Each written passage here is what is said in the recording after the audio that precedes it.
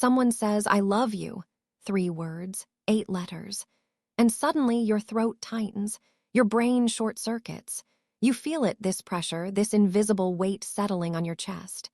And instead of saying it back, you mumble something like, "Thanks," or "You too." Or maybe you just smile awkwardly and change the subject entirely. And later, when you're alone, you wonder why. Why is it so hard? You feel the love. You know it's there, somewhere deep inside you, warm and real. But the moment those words try to leave your mouth, something stops them. It's like there's a wall between what you feel and what you can say. And here's the thing, you're not broken. You're not cold. You're not incapable of love. Your brain is just wired a little differently, and today I want to show you exactly why that is. Let's start with a story. Imagine a kid, maybe 7 or 8 years old, growing up in a house where love existed but was never really spoken out loud. Dinner was on the table every night. Clothes were washed. Birthdays were remembered. But the words, "I love you," they floated somewhere in the background, assumed but never said.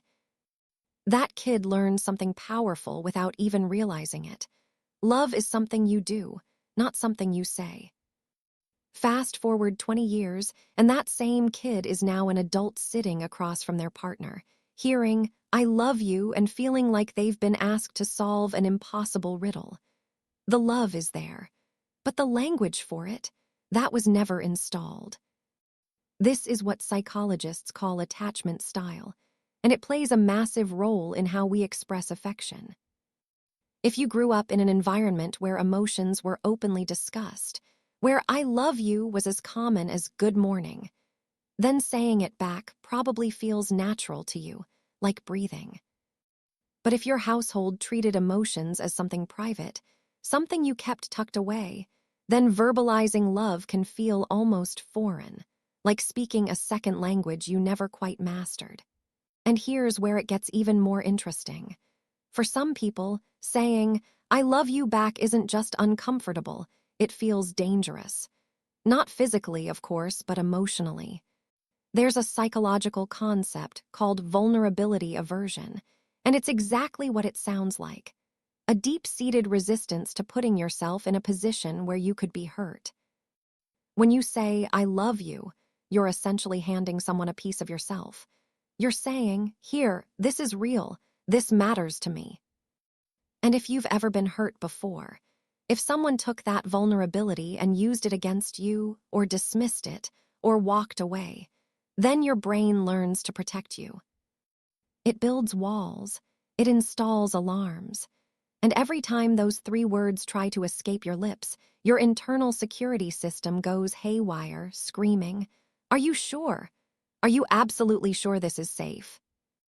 Think about it like this. Imagine you once touched a hot stove. You burned your hand. It hurt. Now, even years later, every time you see a stove, some part of you hesitates. Your conscious mind knows the stove isn't on, but your subconscious, it remembers, it warns you. That's what past emotional wounds do to the phrase, "I love you." Your logical brain knows this person cares about you, but your emotional brain is still flinching, still bracing for impact, still whispering, "What if it happens again?" Now, let's talk about something a little different, something researchers have been studying for decades. It's called emotional labor, and it refers to the effort required to manage and express emotions in social situations. For some people, saying, "I love you" requires almost no emotional labor. The words come easily, automatically, like a reflex.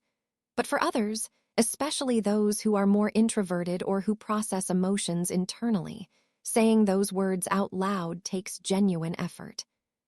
So they show love in other ways. They make you coffee in the morning. They remember the little things you mentioned weeks ago.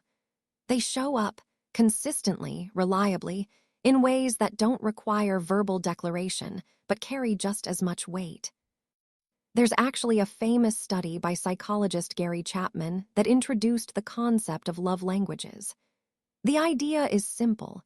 People express and receive love in different ways.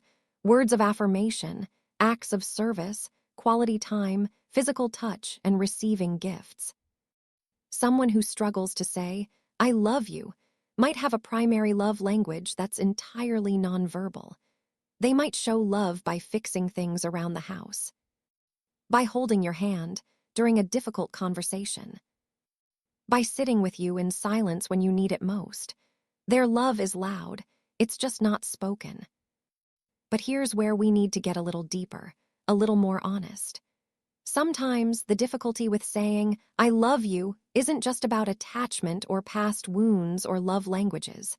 Sometimes it's about fear of commitment, not to the relationship, but to the word itself. When you say, "I love you," you're making a declaration. You're staking a claim. You're saying, "This is where I stand." And for people who struggle with certainty, who second-guess themselves, who feel more comfortable in ambiguity, that declaration can feel terrifying. There's also something called alexithymia, which is a clinical term for difficulty identifying and describing emotions. People with alexithymia feel emotions, sometimes intensely, but they struggle to put those feelings into words. Imagine feeling a tidal wave inside you, but having no vocabulary to describe the water. That's what alexithymia is like. So what does all of this mean for you?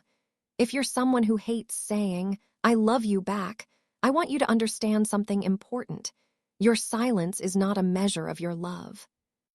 The words are just one channel, one frequency, one way of transmitting something much bigger than language can contain. Love is ancient. It existed long before humans had words. It lived in the way early humans protected each other, fed each other, stayed close through the cold nights. Words came later. Words are useful, but they're not the whole story. And if you're on the other side, if you're someone who says, "I love you," and feels hurt when it's not returned, I want you to consider this. Maybe love is being returned, just in a different dialect. Maybe it's in the way they check if you got home safe. Maybe it's in the extra blanket they put on the bed because they know you get cold. Maybe it's in the way they listen to you, really listen, even when they have nothing to say. Love doesn't always announce itself. Sometimes it just shows up, quiet and steady, doing the work without asking for credit. Here's the truth I've come to understand after diving deep into the psychology of all this. We are all shaped by invisible forces. Our childhoods, our past relationships, our neurological wiring, our fears, and our hopes. The way we express love is not a choice we make consciously every time. It's a pattern built over years, sometimes decades. And patterns can be understood. They can be worked with. They can even, with time and patience, be gently reshaped. So if saying, "I love you" feels impossible right now, that's okay. Start where you are. Maybe today you say it in your head.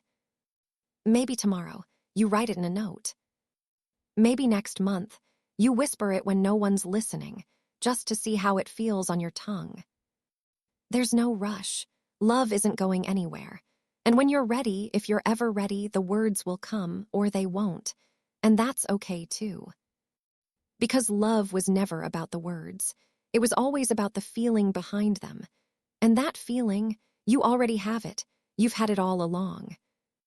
If this resonated with you, I'd love to hear your thoughts. Drop a comment.